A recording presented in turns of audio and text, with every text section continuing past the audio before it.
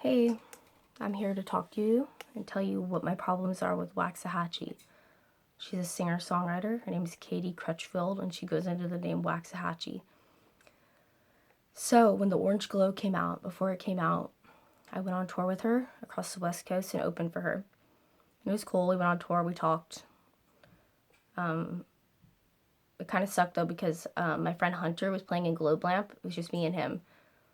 And he got all work off because he thought he was going to go on tour with me. He still did, but Waxahatchee's booking agent decided that she didn't want me to have anyone on the band.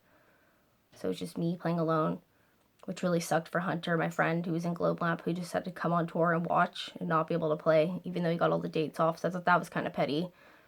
But whatever, I let that slide. So I told Waxahatchee Katie about my abuse story with Voxygen many times, and she sympathized in public, or like in person, and never once told me she had any type of anxiety or abuse. She could have. She had many opportunities to. We toured together. I asked her many times to share my story, and she wouldn't.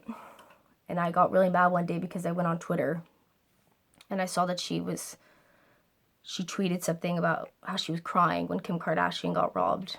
And it, triggered me because I don't really like Kim Kardashian. And also I was more pissed off that Katie had more compassion for Kim Kardashian than she did about my story, you know? So I posted a thing with the hashtag Kill Your Idols about how I was really bummed about how all the people who say they're feminists, just turned out to be hypocrites. She turned that around and said that the Kill Your Idols hashtag was a threat towards her, like I was going to kill her, which is really shows how much she doesn't know about music, because Kill Your Idols is actually a Sonic Youth song. It had nothing to do with her. It's an idea, and she couldn't really be an idol of mine. We're about the same age. I was really talking about Kathleen Hanna and stuff, people that I looked up to who I thought were feminists. She just happened to fall in the category Waxahatchee.